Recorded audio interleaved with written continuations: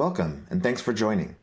We're pleased to present our continuing professional education webcast series. Before we begin, please keep the following in mind. You can customize how you view our presentation and interact with the presenter. For better viewing, close all other applications and turn up your speaker volume. You can adjust window size and placement or enter full screen mode using the controls at the top right of the window or dragging the bottom right-hand corner to resize. At the bottom of your screen, you'll see a series of icons that relate to a different aspect of our session. You can download a PDF of today's slides from the Slide Deck and Handouts widget. You can ask questions by typing in the Q&A window and clicking Submit. We'll do our best to answer all questions or follow up via email. If you experience technical difficulty, refresh your browser by hitting the F5 key. Today's session offers 1 CPE credit. To receive credit, you must meet the National Association of State Boards of Accountancy requirements. You must attend at least 50 minutes of the session and respond to at least 75% of polling questions. To participate in the polls, please check the button next to your answer within the slide window and click Submit. We'll track your progress and alert you when you've earned CPE credit. You can then click the certificate icon in the CPE Progress widget and download your CPE certificate. Don't worry if you can't download your CPE certificate today. We'll email you a copy in 2 weeks. If attending this webcast in a group, you must complete our group CPE attendance sheet, available in our Slide Deck and Handouts widget to receive credit. Please have all group members sign it and send only 1 sheet per group. CPE credit can only be awarded to participants registered as themselves and isn't available for participants who view the on-demand version. This presentation is not legal, investment, or accounting advice. We encourage you to seek the counsel of a professional service provider to apply this content to your specific circumstances. Hello and welcome to Moss Adams Virtual 2024 Building Opportunity Conference. We are pleased that you all have joined us here today, and this is the second of 4 sessions in our conference. Each year, we host the Building Opportunity Conference to bring insight to our audience around emerging trends impacting the various industries within the built world. We hope you are able to join us for our future sessions. If you miss any of our live presentations, the webcast will be available to view on demand. Today's topic is how technology is transforming the built world. And now I'd like to introduce you to our presenter, James Scott. James is a research scientist, lecturer, and director of the Real Estate Transformation Lab at MIT's Center for Real Estate. The primary focus on real estate automation and technology. James, the floor is yours. Thanks, Cole. Good morning, everyone, and welcome. I've been really looking forward to this session for quite some time. I don't usually get the opportunity to present like this. I'm usually in front of either a lecture hall or a live audience. So to do something like this is pretty unique, but I'm very excited to do it. Hopefully we can provide some sort of unique insight to all of those who are here. And as I'm sure you're all aware, while we're focusing on technology as a whole, we are going to really kind of try to really delve into this in a way to focus on probably a lot on artificial intelligence. It's quite specifically because I'm sure you've all been inundated with the topic of AI, over the last, year and a half or 2 years. And it's only probably correct that we probably focus on that and certain elements of automation as well within our industry. Hopefully this is an opportunity to really think about technology and your business, about, where it can make a difference, about how you can implement it, about how you can make a change. There's a number of aspects to this, that I hope to try and kind of achieve, and that I work with a lot of C-suite executives, and one of the things that they always come to me with is they wish they had more time to think about these things. They wish they could, push pause on their email and all of the fires that they have to put out on a weekly basis. And so for me, hopefully this next hour gives you that moment of reflection to kind of think about where this is all going, and so you can strategize about how to deal with those changes as they come around. Ultimately, I'm sure, you go to conferences all the time, you listen to presentations all the time. Let's be honest about this, and I don't mean to, just be very disrespectful to myself, but very rarely do you remember a slide, or even maybe you might remember some war story that's given in a presentation. It's very hard to remember those over the course of time, but hopefully what I can do in the next hour is incept certain ideas within your mind, so that you can take your own unique understanding and your own unique business and your own unique location of where you're based and what you do, and transpose that you can kind of connect the dots a little bit as well, so that you can, deal with these changes, which are coming ever faster than we've probably ever seen, no matter regardless of industry or technology, over the course of the next couple of years. So with that, let's begin. Ultimately, quite simply, what we're really dealing with here is we're talking about disruption. We're talking about disruption in numerous different facets. And I'm not here to be a scaremonger in any way or predict wild, crazy things. I'm not Doc Brown from Back to the Future in any way, but really, everything that we're going to talk about today primarily exists in the marketplace as it stands. I'll showcase a couple of concepts that are, conceptual ideas, but the reality is most of this is here today. And because of that, sometimes people can get quite, kind of taken aback or a little bit scared with what they see in certain elements of what's possible and what's capable. But the reality is that's not the scary stuff. The scary stuff is what, you see Elon Musk and, Mark Zuckerberg, not Mark Wahlberg, wow, talking about on kind of at different presentations and different things, when they're talking about the things that they see behind closed doors and the likes of, the R&D facilities of Building 5 at Meta, and where they're allowed to kind of go with these things and kind of build them out at a level we haven't really even seen even at the commercial level.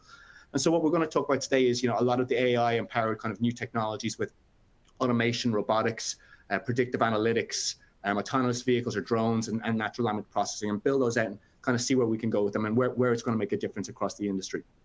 So Cole introduced me a few minutes ago, just to kind of give you a bit of background of who I am. My name is James Scott. I wear a number of different hats at MIT. I'm a research scientist. I am a lecturer. I teach 2 classes there. I teach a class called Prop Tech Ventures, which focuses on kind of the startup world of all the prop tech segments out there in the marketplace. I also teach a class called Technological Innovation for the Built Environment, where we look at all of the general purpose technologies that are affecting cities, buildings, and the industry within that. And by general purpose, I mean like the idea of, let's say, blockchain versus Bitcoin. Bitcoin being the product, but blockchain being the general purpose technology behind that's facilitating that as well. I also am the director of the Real Estate Transformation Lab. What that is a research platform that really merges the 40-ish years now of research and understanding by the Center of Real Estate across the industry with MIT's technological prowess and kind of position within the tech sphere to create a sort of a platform, a research platform that allows us to better understand this digitization that's taking place across the built environment at this moment in time. We have a number of different partners within that. We have a number of different research verticals. But as you can imagine, things like AI have been a huge focus of this for the last number of years, and where it's going and how it's shaping up with different segments of the business. So with that, I'll pass over to Cole for our first polling question of the morning. Great. Thanks, James. For our first question we have, are you using AI in work or at home? A, yes, or B, no. And as a reminder, while you take time to answer the question, the polling questions are located on the slide, so please make sure you have your slide window open. We'll give you a few moments to respond. Please click the button next to the answer you choose and make sure you hit submit so it tracks your CPE. Give it about 5 more seconds here.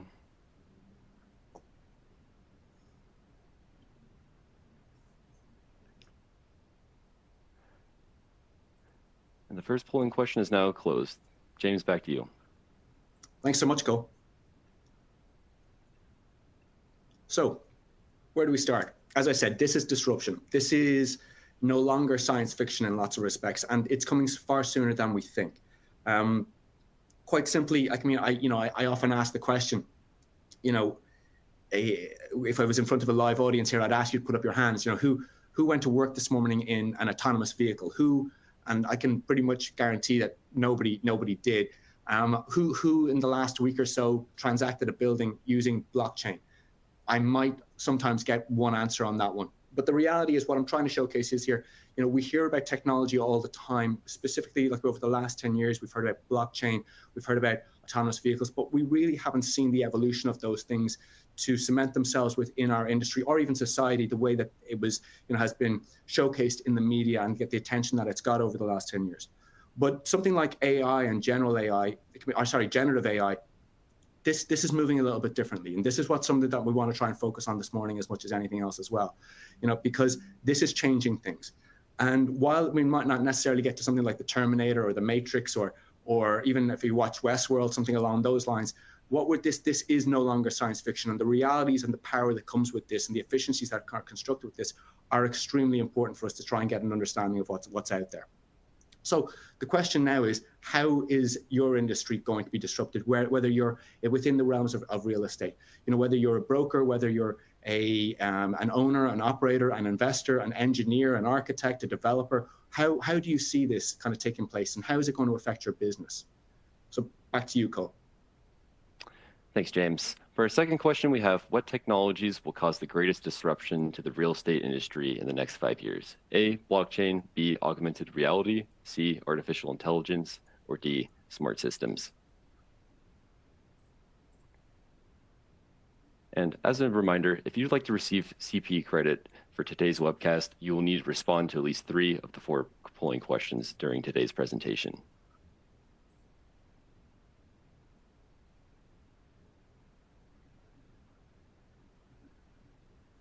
Give it 5 more seconds.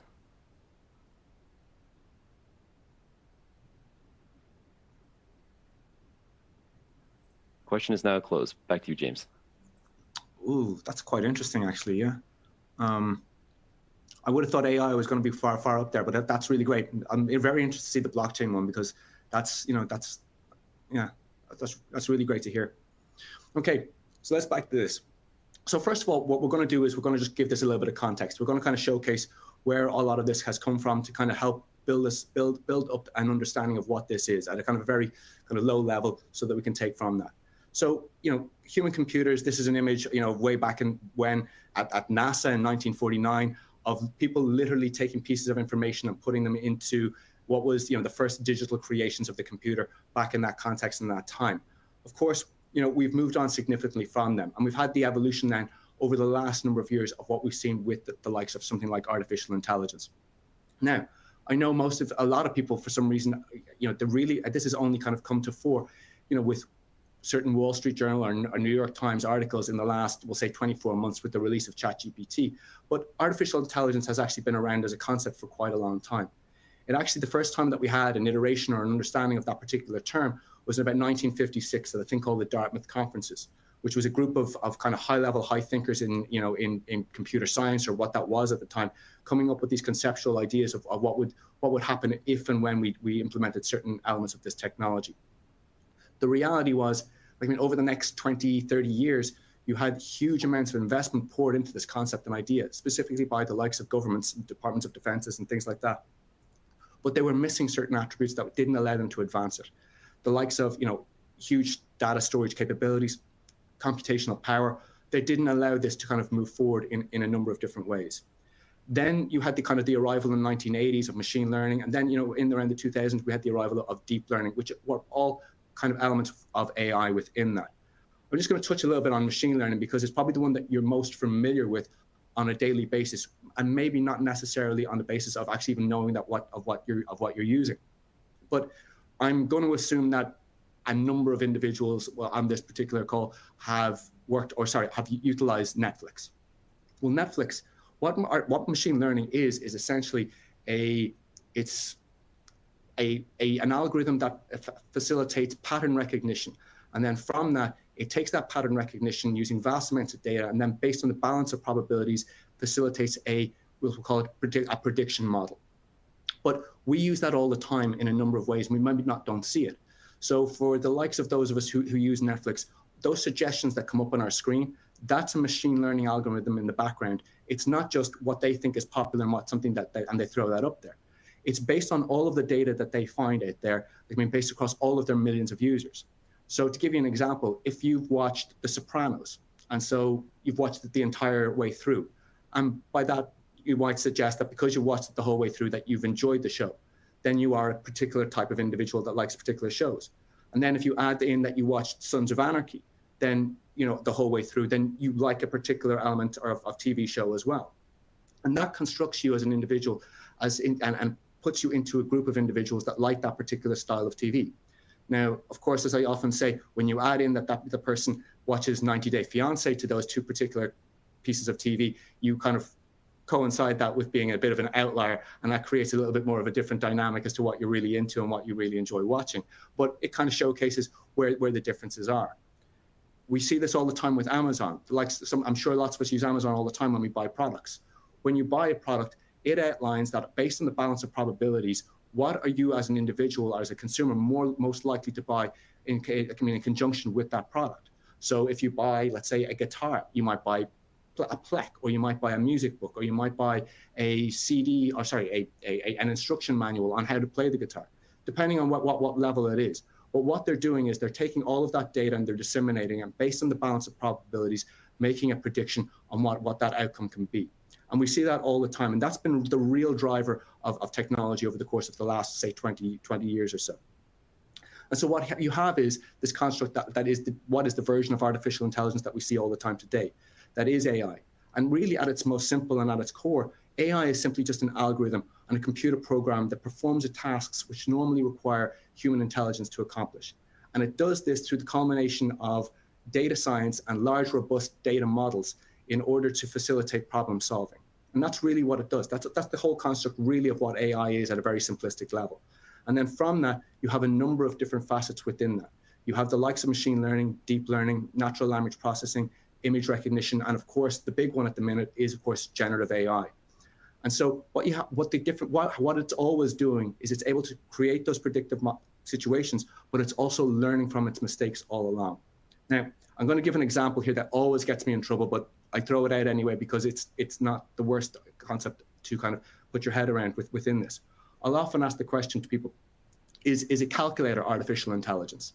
And so the question being, this is something that is programmed, that you can see can do something usually far quicker and far better than most of us human beings in calculation of large numbers, and can do this, at a hugely high level.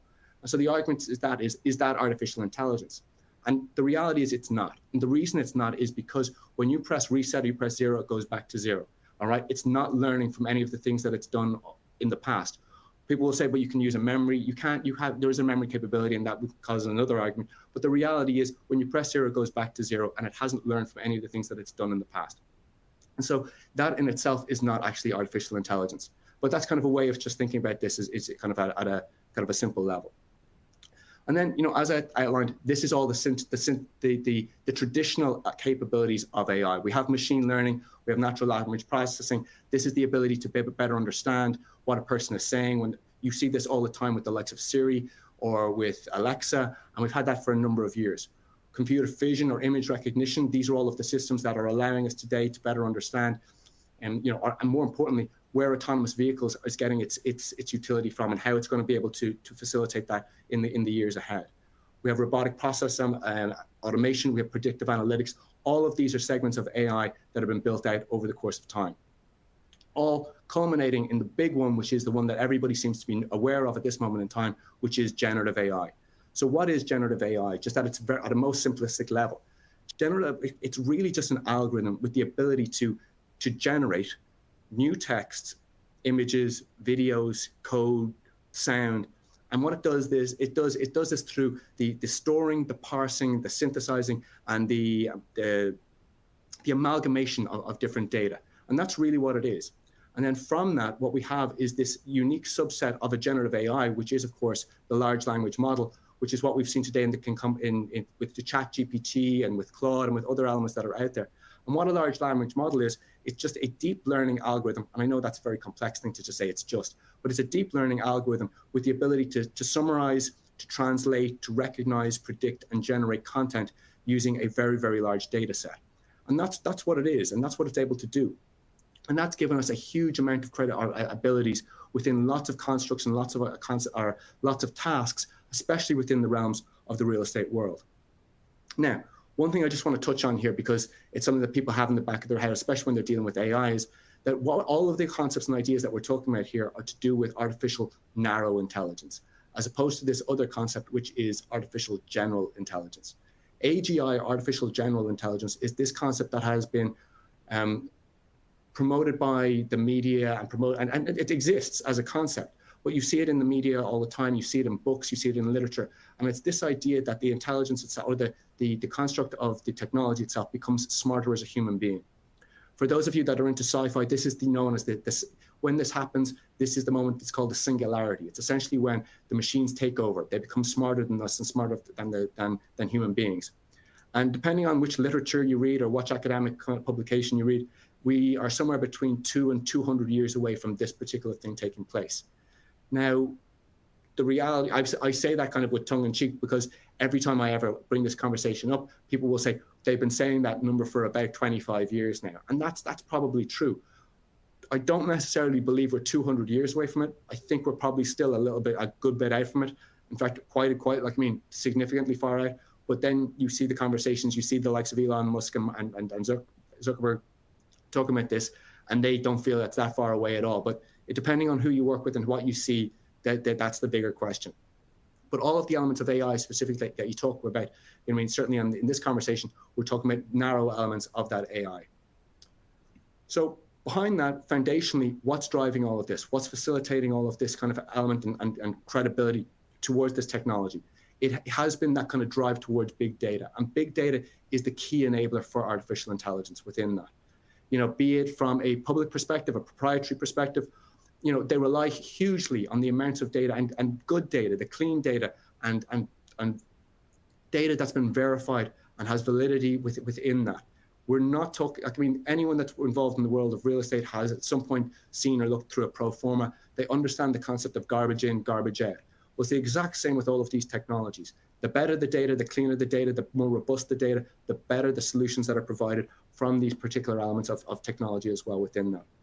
So the quality and accuracy of anything to do with artificial intelligence will largely depend on, of course, these data inputs as they're built out. Now, just to give a bit of context from a business perspective, you'll see this incredible statistic that came across, you know, from a number of different consultancies over the last year, which has showcased that, you know, last year the AI marketplace was estimated to be roughly around 200 billion. By 2030, it's estimated to be worth somewhere between 300 billion and 15 trillion. Now, there's a massive gap there, but it's in massive numbers that they're throwing out with this. And just for a bit of context, 15 trillion would make up somewhere in the region of the entire insurance market, the pension fund, commercial real estate market, and the automobile market all in one at that sort of level. And I don't necessarily believe that to be true. If you read David Otomogu's, he's an MIT professor, if you read his kind of view on this in Bloomberg during the week, you'll see that there's a very different view on this from certain other parts of industry. So, but even if it's just 10% of something along these lines, you can see the value that technology can bring to certain levels within this. This is a highly disruptive and permeable kind of technology that's embedding itself within numerous different, in fact, all walks of life and all sorts of professions within that as well. And it's important kind of to take stock of that. You know, whether it's supply chain, whether it's educational situations with providing kind of insight. I use Duolingo all the time. If you use that, you'll know that it's an AI enabler. Medical technology, of course, has seen huge advancements within this. Actually, just an interesting point on medtech, and I kind of love this example because, you know, oftentimes, and we'll get into jobs and we'll get into, you know, where this is going with technology within the industry later on, but, you know, ultimately, like radiology was always seen as one of the elements of the medical world that was ripe for disruption, and would, you know, a lot of radiologists would lose their jobs with image recognition techniques that were kind of coming down the fore. And, you know, this is 6-7 years ago. And when you saw this, you know, ultimately everyone said, oh, there'll be a huge reduction in radiologists. And just because of the efficiency levels that image recognition systems could have when, you know, they were looking at a particular patient's file.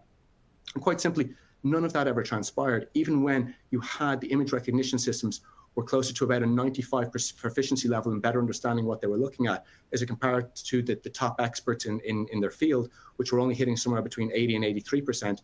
The reality is, you know, everyone thought that this would be the end of this profession, but it's not the case, because there's a human element to the medical profession that's extremely important as well.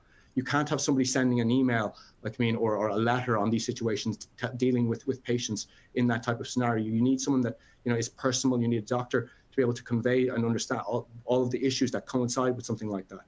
And so we see that humanistic component actually transpiring to a lot of elements of the real estate world as well, where that human component is of vital importance in a number of aspects of the industry as well. And that's something just kind of always to kind of take into account with all of these new innovations and new technologies as well. So with that, you know, one of the things I want to kind of build out with this, you have the concept of artificial intelligence, you have the concept of automation kind of as an overarching idea within this. And, you know, what is automation? It's the technique of making an apparatus or a process or a system operate automatically without sort of any human interaction. And I like to kind of split it up in two ways. And again, of course, I get myself in lots of trouble for this because there's lots of outliers, but just at a simplistic level, artificial intelligence is essentially the brain power in a lot of this, all right? It's the software behind it. And then you have the other element, which is the robotic element behind it. And that robotic piece is the hardware, it's the tech, it's the stuff that's able to drive it with the enabler that is artificial intelligence driving that to it to make it all work and come together. And so what does this all mean? Where are all of these technologies going, and what are the key implications for the real estate industry? And I'll hand it back to Cole for a quick polling question. Great, thanks. For our third question, we have, which area of real estate do you think will be the most impacted by AI in the next 5 years? A, property valuation and pricing. B, marketing and lead generation. C, transaction management and paperwork. D, property management. Or E, investment analysis and decision making.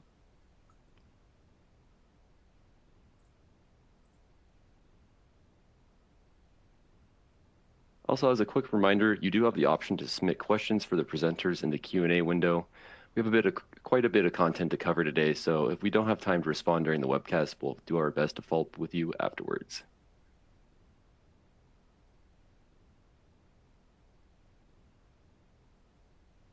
And the poll is now closed. Back to you, James. Thanks, Cole. Oh, that's really interesting. Property management. Oh, wow. That's the one at the bottom of the chain. That's interesting. We could literally have a full-on hour-long debate about this, I think, over the course, but we'll have to skip. We'll come back to this, I think, at the end. So with that, what I want to do is showcase some of the ways that new technologies are specifically AI ones are really changing up different elements of the industry, or can affect as well going forward as well. One of the ones I'm going to start with here is generative AI. And so what I'm going to showcase here, and I would normally showcase a video, I can't show the video at this moment in time. And by the way, I'm acutely aware of where I'm going with this, but generative design capabilities, be it from a building exterior design, be it from a floor plate design and sustainability elements, or even a flow through a building situation. Allowing the data to build that up to be able to showcase new and creative ways to make that happen is a really interesting way that this is starting to be built out. So I'm just going to showcase just a number of different iterations that were asked through a ChatGPT model to create new building designs. Now, as you can see here, very futuristic, very crazy, very out there, very almost science fiction-esque or in their capabilities and design. And for those of you who are engineers and architects in the audience, I can hear you shouting at me saying, yes, but what about the structural componentry within this? What about the actual mechanical and engineering components with all of this? None of this coincides with anything that we're seeing here. And that's absolutely true. But as you're acutely aware, there are elements within just your own industry that you showcase that the data for this is starting to be developed. If you use BIM like a 3D BIM, if you use 4D BIM, 5D BIM, 6D BIM, all of those different BIM components or those different levels are all building the data to facilitate the construct of something along these lines that eventually, you're going to have a situation where you can build out certain concepts within this with all of the structural capabilities and componentry elements within this at a very, very high level that will hopefully somewhere in there help facilitate the engineers and the architecture professionals within their industry as well.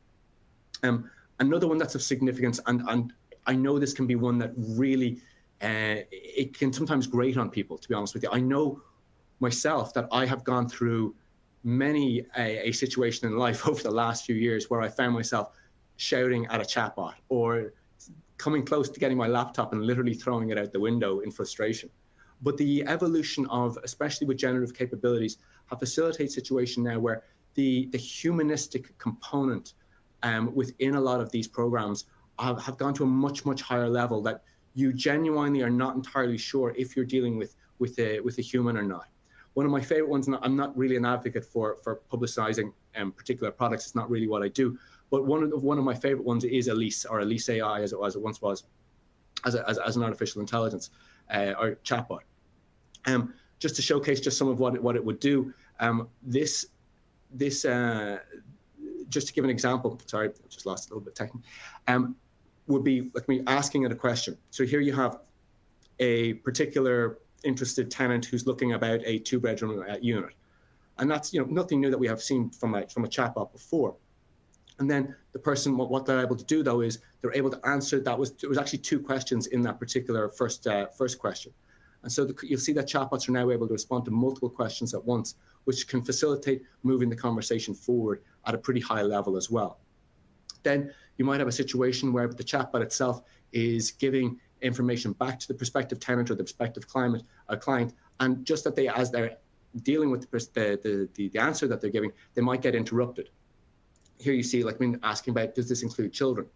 All right. And so actually what can happen there is that the chatbot itself can deal with interruption and allows it to be able to understand it and create a far more humanistic conversation within that. The final kind of component, which is of significant value with this, and I would actually say that there's even another level as well, but the smart scheduling in order to help facilitate time management for those who need it most, be it at a leasing operations, be it on a property management perspective, and just trying to ensure that all of the filtering down all of the top leads within an organization for people who are genuinely interested in the most likely tenants for a particular space, so that they are scheduled in a very, very efficient manner within a leasing agent's diary is of significance at a huge level. Depending on who you ask and who you deal with, this can range from 25 to 60% of a particular end user's week in dealing with the back and forth of all these questions, and then trying to schedule particular meetings and appointments with all the individuals that they need to meet during the week. So something like this can create quite dramatic efficiencies. The data on this is quite unique, and it's quite. I'm not able to get myself around the return on investment just yet. I've been able to showcase and I've been able to see really true efficiencies from a time perspective, but the true return on investment, it's absolutely there, but it's just trying to figure out what the true real return is yet. And I haven't seen enough data on that just to kind of really kind of cement what I think is the true value yet. Robotics. I can't not talk about robotics because they're still the coolest things out there. And, ultimately, depending on whether you work in construction, whether you work in any sort of asset management, or you're looking for one of the spot the dog here with a little bit of LiDAR technology on it. You might see him on a construction site these days, and some of the top construction teams have this. Some large portfolio managers have implemented this as a security watchdog. But it's important to understand that robotics, they're starting to get stronger, they're starting to get cheaper, and they're starting to become far more available. And ultimately, what we're going to see is far more of this infusing itself within the realms of real estate. And this, of course, is all driven by the advancements in AI as much as anything else. So there are 3 ways of robotics, just to kind of give a little bit of background to this. There's, first off, you've structured manipulation, which is the beginning. These are the advancements of the first industrial robots that we've all become accustomed to. These are precision robots. What they do is, if you have a robot, it can take a particular item, let's say from point A, and it can move it to point B. And we see this on assembly lines for the last 40 years or so, or maybe even more. And it's really the construct of what we know as robotics. But they are extremely limited in what they can do. They have advanced to a point where machine learning elements can allow them to play games with different individuals, but they are not necessarily at a point where you can ask one of these robots what the weather is going to be like today. They're still very, very defined as to what their programming is, and they can't advance beyond that, their programming. What you then have is this moment in time, which is where we are now, which is unstructured mobility. And this is the advancement in self-driving cars, in the ability to have domestic robots. And what these have showcased is that we have had a breakthrough where these particular robots have what we consider perception. But what they still don't have is cognition. And that's a really, really important aspect of this, because it kind of filters down through an awful lot of the advancements of other technologies as well. These things do not have cognition. Yeah, perception, yes, but not cognition. And they can't yet think in complex ways. And that's something that's the really important element of where we are from an evolution perspective. And then that final point is unstructured manipulation, which is the future. This is that scary point where robots take over and they have the ability to automate and do all of the things that humans can do as well. So with that, what is automation? Automation, simply is the use of technology to perform tasks which, without human intervention, and facilitate systems that can either control machines or execute processes and manage data at a very, very complex level. The advancements that we're seeing at this are kind of staggering in lots of ways. We've seen this in a number of years, specifically within a lot within the industrial sector. But this was just a baffling figure that I couldn't get my head around really recently, which was 4 million commercial robots will be installed in 50,000 warehouses by the end of next year, according to ABI research. That's a massive amount of technology advancing themselves into that particular world. We're seeing huge advances, of course, in robotics and automation at a collaborative level. And this is something that I think people really need to take stock of, because it's not just a situation where you're having things where they're facilitating the tasks in a job, but they're also helping human augmentation with what they're doing as well. You're having smart mobile robots assist humans with a lot of their everyday functions. And this transpires into the office environment as well as the physical world as well. You have augmented robots, which are advancing at a huge level, of course, as well, which enhance human capabilities. And of course, this is a sort of an exoskeleton here, one of the smaller ones that you see. This is at a warehouse. But the reality is what you have is, you can see this on construction sites in a number of areas around the world as well, where it allows people to hold certain kind of more heavy equipment or heavy materials for a lot longer, and essentially superpowers the individuals who are on the ground, and really amplifies and augments the human capability within these environments. I just have to show this particular picture because it's one of my favorites. This looks like it's from the movie Avatar. This is actually Jeff Bezos in the Robot 2, based in Japan. This is a real robot that they have built out and augmented to showcase the power and complexity of where we are within this. So things are advancing, and things are kind of, they're getting a little bit scary as well. So what does this all mean specifically within the robotic capabilities? There have been huge advancements in this area over the last few years, and but there are still massive amounts of complexity and issues that coincide with that. The dexterity of a human hand, believe it or not, is one of the most complex capabilities that that is out there in the world. And to try and synthesize that with robotics has been one of the most difficult challenges that the worlds of robotics have had over the last number of years. But we are seeing incredible advancements with that. This is just kind of an iteration of its having the ability to feel like human skin. That's based out of the University of Cambridge in the UK. But ultimately, just like a lot of these large-scale products, the reality is we're going to see a lot more advancements of this. But we're not going to see, I don't believe we're going to see a huge amount of people purchasing these at a personal level. What we'll see is robotics as a service, where you'll pay for, there'll be large organizations that will have these that you'll implement, and you will essentially pay a charge for it on a monthly basis or an annual basis. And we've already to see that within the worlds of retail, or specifically in food and beverage. If you've ever been to the restaurant White Castle in the last 18 months have rolled out their own autonomous robotic chef within a lot of their restaurants. The particular robot in question is a robot called Flippy 2. And this is in order because they literally could not find the number of chefs that they needed to facilitate their restaurants, and actually have a robotic construct built behind the counter that is cooking the food now. And that again in itself has been built, that will more than likely be built out. And we'll see a lot more of that on the concept and idea of robotics as a service. Just to, of course, have to touch on this. Goldman Sachs reports noted that there will be 300 million jobs that could be affected in some way by these advancements in technology across different. I have to share this because I'm sure it's on a lot of people's minds, and we'll probably get into that a little bit more as well. But how are robots on automation? How are they going to impact our industry? What is it going to do? We're going to see a lot more robotics working alongside workers, if that be it, at a physical level or at an office desk in the implementation of some sort of avatar capabilities. That's absolutely going to happen. But what does it all mean for the jobs that are out there? How is it going to impact them? How is it going to impact the tasks? And who are the people who are going to make the decisions that are going to kind of be responsible for a lot of this going forward as well?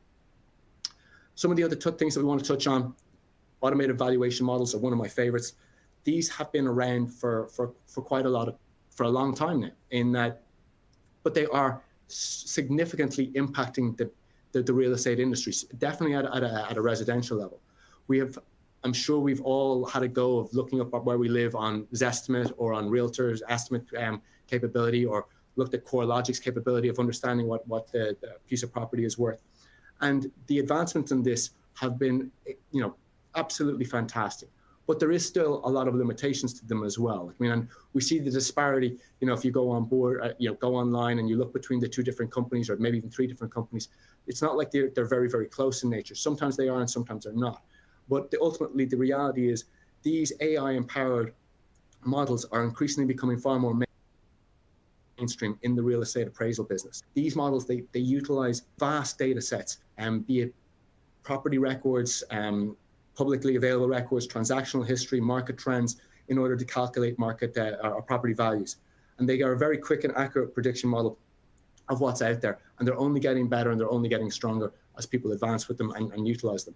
To the point that we're, you know what I mean, something like what we've seen with the advancement of something, a concept like open door, or the iBuying arm of Zestimate, which was, of course, not a very successful venture, but open door is still out there. It's still doing what it was founded on the concept of what it was trying to achieve. And what it does is it uses these automated valuation models, and it uses image recognition systems and photographs of particular properties to better understand what they feel is the true value of a particular property. And then based on that assessment, buy that property, utilize it, and then see if they can actually make create some value from that as well. We of course have predictive analytics. This is only getting stronger. We have, you know, this is where I find myself oftentimes getting into greater debate as to, you know, what are the true capabilities of predictive analytic forecasting models. They are absolutely wonderful and they're fantastic, and they work really, really well on the basis. But let's call the reality with this as well. If A and B and C and D remain constant, then you will get X, and that is how they work, and they work really, really well. But when you change one of the variables, these things can get a little bit hairy very, very quickly. And so they are absolutely correct and they work really, really well until they don't. But that doesn't mean to say that they don't provide an incredible amount of value. In fact, actually, it's not necessarily in a predictive sense, but one of my favorite concepts out there in the marketplace at the minute is because for me, I see it as the missing link in a lot of ways, in a lot of different aspects of the real estate industry. One of my favorite companies, and I put them up here at marker, is that they are a rent forecasting tool. They are a predictive analytics tool to better understand where rent progression, or in a particular area over the course of time. We've seen a number of different companies do this over the last 10, 15, even 20 years at a consultancy level. And these guys do a very, very good job of it. Their user interface is excellent, and you can see all of the information there and how they're gathering it and how it makes sense. But one of the key things that they add to this particular product is that they have in the corner, they have generate report, a button that says generate report. And you push this button, and what happens is it takes all of the information that you have on the screen, all of the data, all of the bar charts, all of the pie graphs, all of the coding, and the GIS data that's been facilitated to create this forecast, and it writes out in front of you, just like if you were to use ChatGPT, a 3 to 4 paragraph synopsis of all of the information that it is using, and from that allows you to understand where this prediction came from at a very simplistic level. And that capability in itself is a game changer in lots of respects, because the data analysis capabilities across the board in the realms of the real estate industry have been fantastic over the last, we'll say, 8 to 10 years in kind of the evolution of we'll call it the prop tech industry over the last few years. But the adoption of that technology and the adoption of that insight hasn't necessarily coincided at the same level. And there's a reason for that, because a lot of people within the realms of the real estate industry are not data scientists, they're not technicians, they're not data engineers. And so a lot of the information that they're given through a lot of these data insight portals and a lot of this data software, they don't necessarily understand what to do with it or what it necessarily means. And for me, this generative report capability can provide that last link to give all of disseminate all of the useful construction of data that's taken place within a lot of these systems into discernible, clear, cohesive English language that we can all understand, and from that make far better decisions with whatever we are doing at that moment in time. This coincides, of course, then we have a number of new advancements in automated report generation. This can be based off lease extraction or image recognition software, where you can find yourself now. And this, we see this across the board. It's very much trickled down, of course, from the financial markets, where you have a lot of, just simplistic stuff. Even to just kind of give an example, there's a wonderful team out there called Charlie AI that utilize, that they have their image recognition systems. They will take an SEC filing, which could be a 300, 400, 500-page report. And what they'll do with that is they will put it through their reader, and they will then curate that into about a page of a summary of all of the useful information that from that particular report. And then from that, an end user can spend just the time reading the one page as opposed to looking through the 500-page document. All of those different concepts and different ideas are trickling down into the realms of the real estate world as well, be it from lease extraction data to automated to accounts receivable situations, and all for help facilitating and curating a situation of time saving and time efficiencies within their organization. A little bit more practical as well here, like boots on the ground, but the advancements in property in drones as well have been, really truly fantastic over the last couple of years as well. We've seen drones kind of move on to construction sites in certain respects, but the reality is I often felt that they, just from a lot of the qualitative kind of information that I received from a lot of sites, they often caused as many issues as they did facilitate kind of more efficiencies as well. But that's not to say that they can't be useful from specifically in a number of different ways. You're seeing a lot of property management or asset management teams utilize this to better understand, what is the true condition of a property as the drone flies over. Better understand what does the roof look like, what condition the roof is in, what condition the HVAC systems might be in that are on view or in that are available to the camera. I mean, as it does its flyover, or how it works. One of my favorite iterations of this has been, of course, infrared cameras, which now focus on entire office buildings or entire large-scale buildings to better understand where the heat leakages can be. You know what I mean? Instead of having to replace, let's say, 200 windows within a building, but through the infrared technology, understand, utilizing the drone, assess which of the spaces where the heat leakage is taking place, so that you can really triage certain aspects of your building and of your structure, and really optimize performance of your portfolio going forward with that as well. So with that, what do all of these trends really mean for your business? Because, I could literally spend the next 3 hours going through numerous different tasks within all of the different elements of real estate to showcase where the advancements in technology, and specifically AI, can make a change to a dramatic change to an awful lot of aspects of the business. So what do all of these mean for you? How are you thinking about this? As you sit here, I'm sure you're thinking about how this can affect your day-to-day routine, your tasks, your job, your company. What does this truly mean, and how is it going to affect you in how you operate? What are the bottlenecks that you see, and where are the inefficiencies? And is there a particular technology or an advancement out there that can really truly make a difference to what you're doing?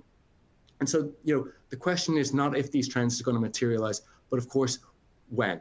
And the truth of the matter is, in lots of respects, they're happening now.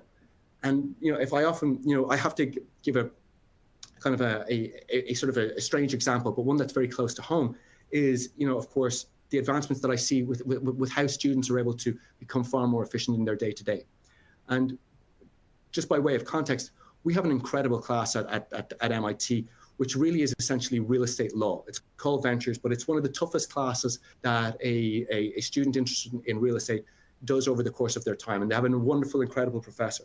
This is a full 12-credit course, which means that on any given week, a student will be spending at least 12 hours of their week on this particular course. So it's a tough course. And really what happens through the course is that a lot of students, what they do is their assignments are to not negotiate, but also understand the technical terms and nuances of very large, complex real estate transaction contracts. And these can be 300-400 page long documents. And so I met a student, not so long ago, and I asked them, how is life? How are you doing? And I was expecting them to be pretty stressed. I said, how are you doing? And they said, I'm fine, I'm great. And I said, how? I said, do you not have midterm exams? And they go, yeah, I do, but they're fine. I said, do you not have a ventures assignment to hand in? I said, is that not the P&S or is it, what particular transaction document do you work on? Oh yeah, fine, done. I said, how have you been able to make that all happen? And they said, oh, it's really simple. I took the 400-page legal document, I copied it into ChatGPT, I asked it what were the 6 most important issues within the contract. It spat out 5 of the 6 answers to the 6 questions that they had for the assignment. And from that, then they had to go back and then do the 6th question because they didn't have that. to curate some of the answers and make it a little bit more discernible and change the English, but I mean a little bit around. But what they did was they took 12 hours of work and they were able to achieve an A grade with 30 minutes of work. Well, that advancement in efficiency is essentially finding yourself in a situation now whereby if you don't utilize something like that, what you are doing in business is it's like pulling up at a traffic light, or at a stop sign, you know what I mean, on a bicycle, and your competitor is pulling up beside you in a Porsche. And that's the level of efficiency that can be created with a lot of these advancements. It's just what the hard part is trying to understand where can you implement those efficiencies within each of your own organizations as you start to look at this and build it out. So the question now is, what does the future of work really look like? I'm going to just skip through all of this because I'd love to have some time for questions. But ultimately, we've seen the Industrial Revolution, we've seen the agricultural revolution, we've seen an awful lot of this before. We've seen the horse and cart move to automobiles. We have, but where are we, within this time scale? This is an image I'm sure lots of you have seen before. It's the Gartner hype cycle.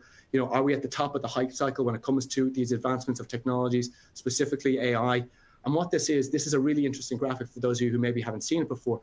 But when new technologies come into the fore, we have this wonderful creative kind of mindset and ideation kind of period, which is called the innovation trigger, where essentially all of these technologies, they can do no wrong. They're going to change humanity. They're going to change the way we work. They're going to change how we do everything. To where we end up at the top here, where you see the star, which is the peak of inflated expectations.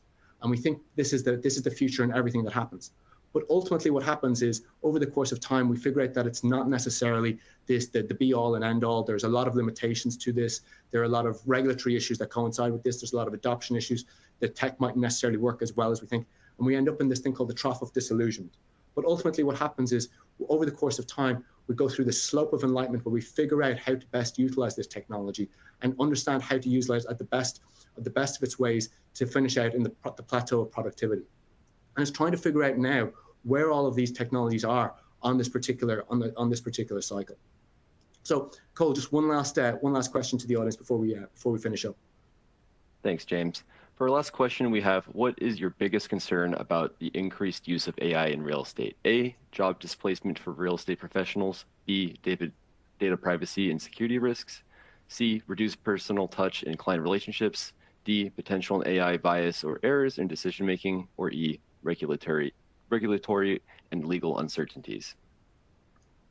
And as a reminder, this is our last CPE question for today, and you must answer 3 out of the 4 questions to receive credit for this webcast. Also, due to the proprietary nature of these slides, we cannot share them with you today. However, a recording of the webcast will be available to you afterwards. Give it about 5 more seconds here.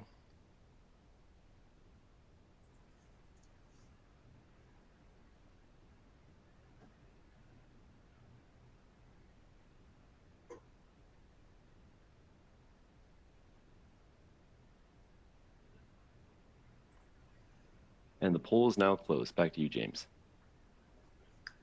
Thanks, Cole. Oh, this is really interesting. Bias, of course, yes, with decision-making, huge aspect, and data privacy. Yeah, I completely agree. Yeah, I can see that. Absolutely. So I just want to be conscious of time and respectful of time. So I'm just going to move through these last few slides real quickly. This is a really interesting employment metrics that I think, a lot of people get an awful lot of value from. This was constructed by a wonderful professor at MIT called David Autor. And it showcased, how a lot of this advancement, how is it going to change the workforce and how we do things. And he divides it up into essentially, the tasks that we do on a daily basis. Are they manual? Like, do we use our hands to do it? Or are they cognitive? Do we use our brains? And then from that, are they routine tasks that we do? Are they the same tasks that we do day in, day out? Or are they non-routine, where we're asked to design or come up with new kind of solutions and new kind of ideas on a daily basis within that? And so what we've seen over the last, 40 years with the advancements of automation and new technologies is, this top left quadrant, the manual routine, like where the assembly line kind of might have come into play. That was the one that automation and new technology was affecting the most, and it affected it in a very dramatic, quite harsh way in a lot of ways as well. But the advancements in a lot of tech over the last few years have really kind of delved into this bottom quadrant here, cognitive routine and manual non-routine. But for a lot of people, the really interesting part has been the advancements generative and generative AI capabilities because this area here of cognitive non-routine, the capability of coming up with a new design, the wonderful, incredible designs that we see from our architects, the facilitation of problems that we see our engineers do, when things don't necessarily work the way that they're supposed to. And there's a question mark now is, will this advancement within AI come down into this particular quadrant? It's not one that's going to be answered today, but it's one that people are starting to really recognize and think about it in lots of different respects. In relation to real estate, of course, the level of automation will be varied on the basis of tasks within the certain segments of the industry. Whether you're a developer, whether you're involved in the entitlement process and in the construction industry, if you're a broker, whether you're involved in leasing or in the operations, all of these things will come down to the amount of tasks that you think or that you see have the ability to be automated in the next couple of years within that. Of course, the question always is this impact going to be different this time? One of the great arguments that you see in lots of different debates all the time, of course, is, ultimately it has always been proven that more jobs are always created through the advancement of technology than are displaced within that time period. And one of the wonderful kind of examples of that has been the ATM, or the automatic teller machine within banks in the 1970s, where it allowed employees at banks to fall from 20 to 30 per branch over the course of a period, which reduced the costs in opening branches and allowed the banks then to operate far more branches across the United States, with the number of branches rising by 43% over that particular time. But the ultimate reality is that displacement and all of that happens. It's very easy to say that in hindsight, and that evolution or period of time can also be quite disconcerting as well, and it can be quite difficult and very hard one for people to manage as well. It's not as simple as just putting up statistics on how this creates new jobs going forward, especially when you consider that most of the new jobs that are created from these particular situations are not even known at this particular moment in time. So just some concluding thoughts with this, just kind of as you're building it out and thinking about it. Knowledge is key. Understanding what's out there, what are the technological advancements that are making a difference, what has been the change, and we've seen that just in the last 12 months alone have been absolutely incredible. The change from ChatGPT 3.5 to 4 was an absolute game changer in lots of respects. It allowed large language models not necessarily based on text, but allowed them to be on visuals and images and photographs as much as anything else, and that in itself was a complete game changer. I also always recommend to embrace the change as much as possible. I know it's extremely hard within the realms of real estate, which is a very different beast and different understanding of lots of things that are out there. I make the point that ultimately, especially like in the world of finance or technology, you can get it wrong, you can get it wrong, you can get it wrong, you can get it wrong, and then you get it right, and you are on the front cover of Fortune magazine, and you are a hero, and everybody is looking for your autograph, and you're a genius. Real estate's the exact opposite, in that you have to get it right, you have to get it right, you have to get it right. And the minute you get it wrong, you lose reputation, you lose position, your bank isn't calling you back, your clients aren't coming you back. You don't really have that ability to do that. But having that mindset to not necessarily fail, but to be curious as to what this is doing and whether or not it can make a difference to your industry and your company, that's the game-changing thing, and not being fearful of it and trying to embrace all of those changes as they come in when you see that there's a true value proposition at play, and to evolve through all of these things. Because using that example of taking 12 hours work and being able to reduce that to 30 minutes, this is an evolutionary process, and it's such an important one within that. And then, of course, the final one is the optionality to pivot when needed, because no one's going to get this right at the first time, and it's all about these baby step kind of evolutions to try and make it work. So with that, I will I know we're probably stuck for time, but I'll open it up for questions if we have time for any. Hey, James, we probably have time to answer one question. How about we start off with, what is the biggest mistake you see when businesses try to implement AI? Very expansive, great question. It's along the lines of a change management question as much as anything else, but it's I'd say there's two really important parts. It takes a lot of self-assessment, and that's a lot of things that people don't necessarily want. When I talk to a lot of real estate companies, they want bullet points. They want 3 things that they can implement now that are going to be a game changer, and it doesn't necessarily work like that. It kind of takes a little bit of self-reflection within your organization to understand where the inefficiencies are, and then from that kind of build out a situation of trying to curate this to to alleviate those inefficiencies, because there will probably be a product out there, and if there's not a product out there, there can be a way to circumnavigate that. The other important part, and this is the really, really hard part, is understanding what data you have. What data is available that you can utilize within your organization. Good data, clean data, verified data that you can bring into it, and then from that you can start to ask the questions with that makes sense, that can give you that insight that you really need. And then the most important part of all of this is due diligence. This is still something that's curated by a machine. It's not 100% perfect. So when you're utilizing something like Gen AI, you need to read through what it's producing to you. You need to do your due diligence. You need to fact check. It's not spouting real necessarily. It's not necessarily giving you real knowledge. What it's doing is it's constructing words and generating words based on the balance of probability. So you really need to do your due diligence and always check that anything that comes out of that as well. Great. Well, thank you, James, for an insightful update. To our audience, thank you for joining our second session of the 2024 Building Opportunity Conference. We hope to see you on the next one on October 16th, which is Construction, Legislative and Regulatory Update with HEC America. If you met all CPE requirements, your certificate is available to download now in the CPE progress window. A copy will be emailed to you within 2 weeks should you have any difficulty downloading it now. And finally, here is a link to an online survey for today's presentation. Your feedback is always appreciated. Take care, everyone. Thank you.